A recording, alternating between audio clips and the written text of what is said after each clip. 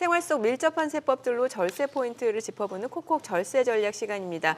부동산 매매할 때는 큰 금액이 오가는 만큼 또 세금 부담 역시 만만치 않은데요. 특히 올해는 부동산세가 바뀌는 부분이 많아서 헷갈리는 분들이 많으실 수밖에 없을 것 같습니다. 네, 사실 누구나 이 세금은 적게 내고 싶은 게 인지상정인데요. 그래서 오늘은 부동산을 사시는 분들이 내는 세금, 취득세를 절세할 수 있는 방법은 무엇인지 정의원 변호사와 함께 꼼꼼하게 짚어보겠습니다. 어서 오세요, 변호사님. 네. 네.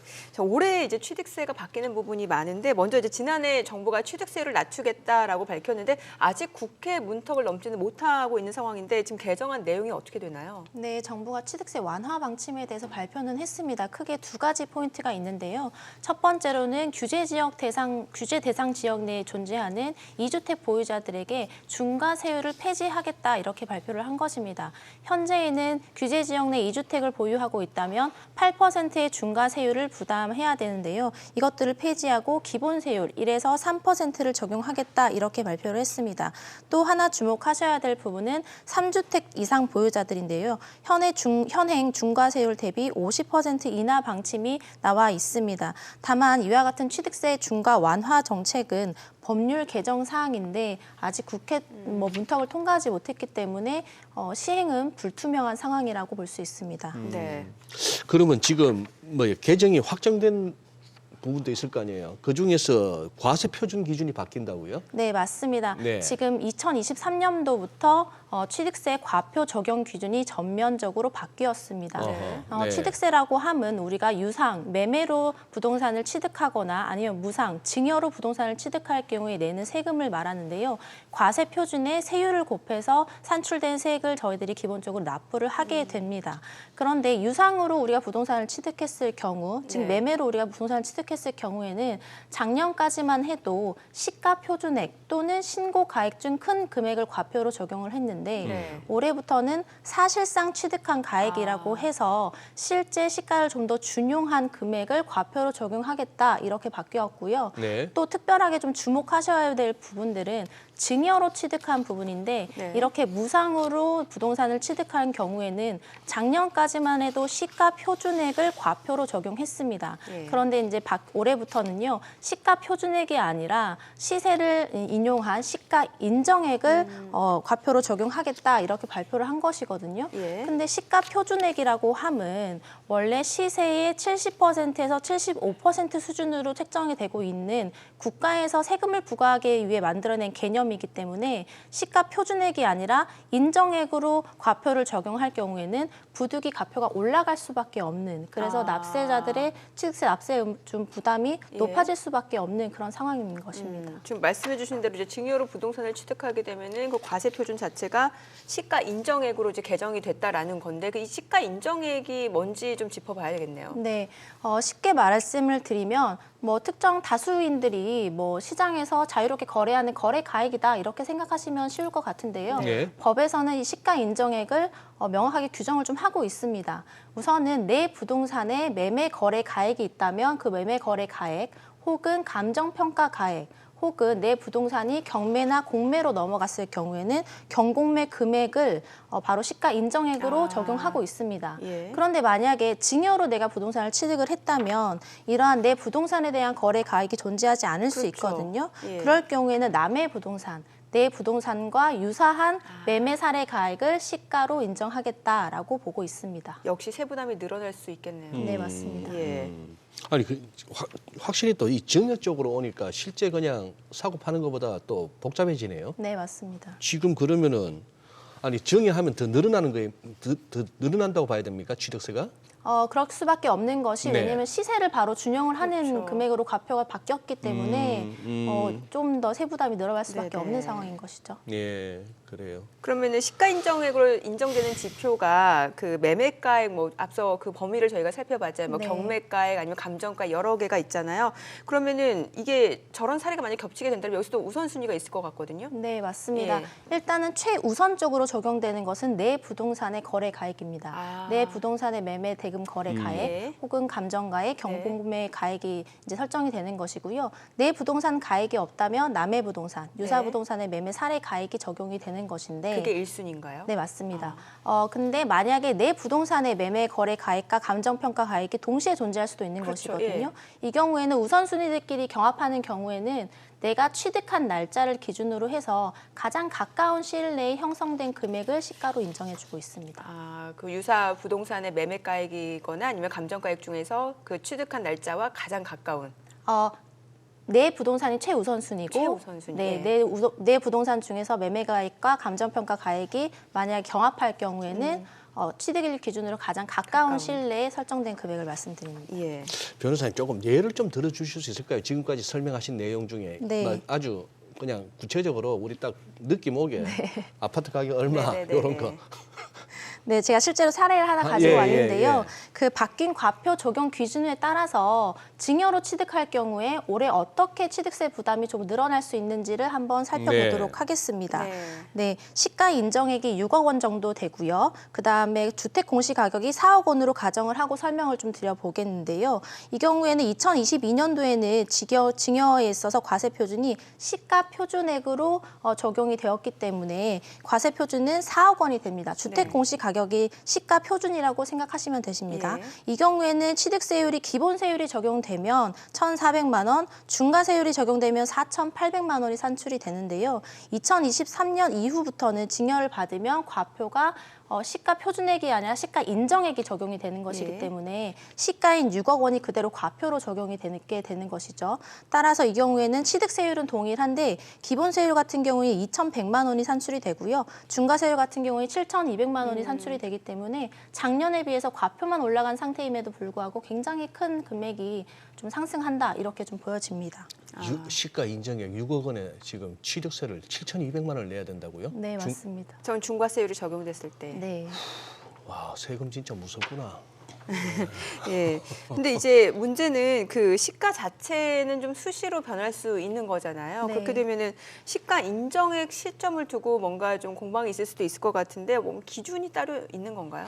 네, 맞습니다. 시가라고 하는 것은 우리가 어제와 오늘이 몇 그렇죠. 천만 원씩 예. 차이가 날 수도 있는 거고 억대가 차이가 날 수도 있는 것이기 때문에 시가 인정 평가 기간이라고 해서 법에 명확하게 좀 규정을 하고 기간이 있습니다. 있군요. 예. 네, 이거는 이제 두 가지 경우의 수로 좀 나뉘는데요. 내 부동산의 거래 가액을 신고할 경우에는 평가 기간이 취득일 기준으로 해서 과거 6개월, 그다음에 향후 3개월까지 그 기간 동안 평가가 된 금액을 시가 인정액으로 인정을 해주고 있습니다. 그런데 이제 좀 다른 것은 내 부동산의 매매 가액이 없어서 어쩔 수 없이 다른 부동산의 시세를 내가 시가 인정액으로 적용해야 된다. 증여받았을 경우. 네, 맞습니다. 예. 그럴 때는 취득일 기준으로 과거 6개월은 맞아요. 그런데 네. 향후 3개월이 아니라 취득세 신고일까지 만 딱 규정을 해놓고 있는데 이렇게 해두고 있는 이유가 있습니다. 네. 왜냐하면 내 부동산 매매 가액이 없기 때문에 다른 부동산의 매매 가액을 준용을 해야 되는 것인데 이때 내가 취득세를 신고를 했는데 네. 그 다음 날 유사 부동산이 좀 더 낮은 가격에 거래가 되는 것이죠. 예. 그러면 이제 과표를 낮추고 싶기 때문에 네. 낮은 부동산에 거래된 가액을 시가로 인정해 달라 네, 이렇게 네. 주장할 수 있는 그렇죠. 것입니다. 따라서 이런 혼란을 좀 방지하기 위해서 유사 부동산의 매매 가액을 적용하는 경우에는 당신이 취득세를 신고한 그날까지만 형성된 금액만 인정해 주겠다. 이렇게 법에 못을 좀 박은 것이고요. 그렇기 때문에 뭐 하나 팁을 좀 드리자면 상승장일 경우에는 좀 가능한 한 빨리 신고하시는 게 유리하실 거고 예. 뭐 하락장일 경우에는 좀 관망하시다가 취득세 이제 신고 마감에 임박해서 신고해 보시는 것도 하나의 팁이 될 수 있을 것 같습니다. 그러네요. 예. 예. 한번 취득세 신고하고 나면은 더 이상 뭐 정정 자체가 쉽지가 않은 거네요. 네. 예. 근데 또 올해부터 취득세 새로운 개념이 도입된다고 하던데 부당행위 계산 부인 네네네. 이 그 마지막에 전에 좀 다른 얘기를 먼저 좀 드려도 될까요? 네네. 예, 그 이제 아파트와 같은 이제 공동주택의 경우에는 사실 그 비슷한 시기에 여러 집이 팔리니까 그 시가 인정액을 저희가 쉽게 산출할 수도 있을 것 같은데 뭐 우선순위가 또 있을 것 같거든요. 여기 네, 여러 채가 맞습니다. 매매가 되면요. 네, 맞습니다. 아파트 단지가 클수록 유사 부동산이 굉장히 많이 그렇죠. 있을 수 예. 있겠죠. 이 경우에는 어떤 부동산을 시세로 인정을 할 것인가라는 기준을 3가지를 제시하고 있는데요. 네. 첫 번째로는 나와 같은 아파트 단지에 존재해야 되는 것이고요. 두 번째로는 내 부동산하고 주거 전용 면적의 차이가 5% 이내여야 됩니다. 예. 마지막으로는 내 부동산과 공동주택 가격 차이가 5% 이내여야 되는데 그 아파트 단지가 크면 이 3가지 요건을 모두 충족하는 경우가 있거든요. 예. 단지가 그 크면은 네, 예. 맞습니다. 네. 그 경우에 그럼 어떤 유사 부동산을 선택을 할 그러게요. 것인가라는 문제가 생기는데 예. 이때는 주택 공시 가격이 내 부동산하고 같거나 아니면 차이가 가장 적은 부동산을 유사 부동산 매매 가액 사례 가액으로 인정해주고 있습니다. 공시가격과 가장 근접한 매매 사례를 인정해준다. 네, 맞습니다. 예. 이제 질문하셔도 돼요. 궁금하신 거. 예. 여쭤보겠습니다. 네, 하세요. 부당행위 계산 부인 마지막에 부인이 이게 그겁니까? 아니에요 하는 그 부인. 네, 맞습니다. 아, 예. 이게 뭡니까 이게? 네. 부당행위 계산 부인 제도가 올해부터 취득세에 이제 새롭게 좀 도입이 되었는데요. 네. 작년까지만 해도 법인에 있어서는 이 부당행위 계산 부인 제도가 도입이 되어 있었습니다. 네. 그런데 이제 개인 간 거래에서는 이게 적용이 되지 않고 있었는데 말 그대로 부당한 계산을 부인하고 뭐 과세하겠다라는 것입니다. 예를 들면 그 특수관계인 간, 부모와 자식 간의 거래 관계에 있어서 너무 고가로 뭐 거래를 신고하거나 저가로 거래하는 경우에는 그 당사자들 간의 거래 가액을 인정하는 게 아니라 시가를 기준해서 과표를 적용하겠다 이런 것이거든요. 그래서 양도소득세 같은 경우에는 우리가 신고를 할 때 이미 이것들이 적용되고 있었어요. 그렇죠. 예를 들어서 아버지가 아들에게 부동산을 매매를 할 때 너무 낮은 가격으로 매매를 하면 그 낮은 가격을 기준으로 해서 우리가 과표를 적용하는 것이 아니라 시가를 기준으로 해서 양도소득세를 부과를 해 왔었거든요. 예. 그런데 이거를 취득세에서는 원래 적용하지 않고 있었어요. 예. 그런데 이제 취득세로 저가로 양도받은 아들의 예. 입장에서도 이제는 저가를 양도받은 그 금액대로 과표를 적용하는 게 아니라 예. 시가를 기준으로 적용하겠다. 이렇게 하는 것이 부당행위 계산 부인 제도이다라고 설명을 좀 드릴 수 있겠는데 네. 제가 이것도 마찬가지로 사례를 하나 좀 사례요? 제시를 네. 해드려 네. 보겠습니다. 시가가 10억 원이고요. 주택 공시 가격이 7억 원인 아파트고 조정 대상 지역 내에 소재하고 있는 아파트입니다. 아버지가 자녀에게 7.5억 원의 저가 양도한 사례인데요. 예.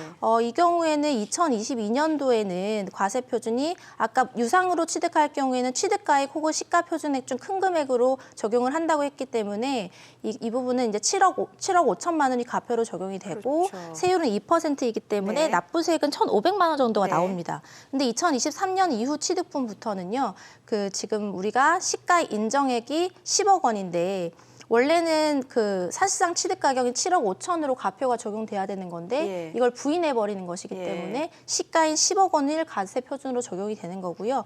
이 경우에는 10억 원인 경우에 세율이 3%까지 올라가기 때문에 납부세액은 3천만 원이 됩니다.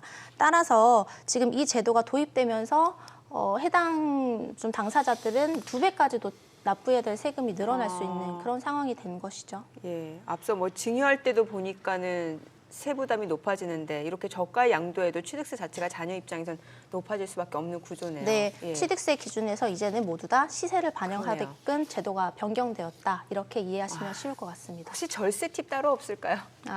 이 경우에서 절세 팁은 딱 하나가 존재합니다. 하나요. 네, 감정을 받으시는 것인데요. 그래서 감정가액을 시가 인정액으로 인정. 네, 맞습니다. 네, 맞습니다. 감정가액 같은 경우에는 좀 유동적이기 때문에 결국에는 시가, 남의 부동산으로 형성된 그 시가에 비해서 내 부동산은 좀 낮게 평가가 될 수 있는 거거든요. 그러네요. 이 경우에는 시가가 10억 원짜리 아파트지만 감정을 받아봤더니 한 9억 원이 나올 수도 네. 있는 것이죠. 그럴 경우에는 한 300만 원 정도가 절세가 되는데 예. 이때 감정 평가 비용보다 예. 절세된 금액이 크기 때문에 아. 충분히 감정을 이용해 볼 만한 것이죠.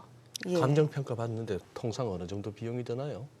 그거는 이제 감정 평가사들에 따라서 좀 차이가 있는 것이기 때문에 수수료 개념이니까 다 차이가 네, 있겠죠. 맞습니다. 예, 예. 그러면은 뭔가 이제 감정 평가를 받게 되면은 절세를 위해서 좀 중요하게 쓰일 수 있다라는 건데 그러면은 감정 받을 때도 뭔가 좀 주의할 점이 있지 않을까 싶네요. 네, 맞습니다. 원칙적으로 감정은 2군데에서 받으셔야 됩니다. 한 군데가 아니라 두 군데. 네, 맞습니다. 그렇지만 이제 감정 비용이 굉장히 부담스러우실 수 있기 때문에 주택 공시 가격 10억 이하라면 감정평가는 딱 한 군데에서만 받아도 무관하다는 특례사항은 있습니다. 따라서 자신의 주택 공시가격이 얼마이냐에 따라서 감정평가를 몇 군데에서 받아야 할지 정해지기 때문에 이 부분 반드시 확인을 꼭 하셔야 되겠고요.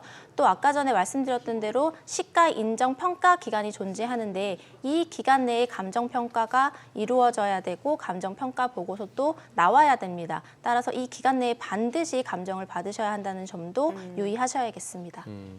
아니, 부동산 쪽에 밝으신 분들이야 지금 우리 정 변호사님 설명하시는 거 맞아 하시겠는데 저는 조금 정리가 안 어렵죠. 되거든요. 네, 어렵습니다. 한번 좀 핵심 체크? 네. 정리를 해주시면 좋을 것 같다는 이 얘기죠. 예, 한번 정리하면. 네, 한번 말씀을 네, 드리면 아까 처음에 말씀드렸던 취득세 인하 방침에 대해서는 여러 사람들이 헷갈려 하시는 분들이 많은데 이건 단지 아직까지는 정부의 방침일 뿐 법률 개정이 이루어지지 않았기 때문에 취득세율 변화는 아직 없다라는 부분 명확하게 좀 인지하셔야 될 것 같고요.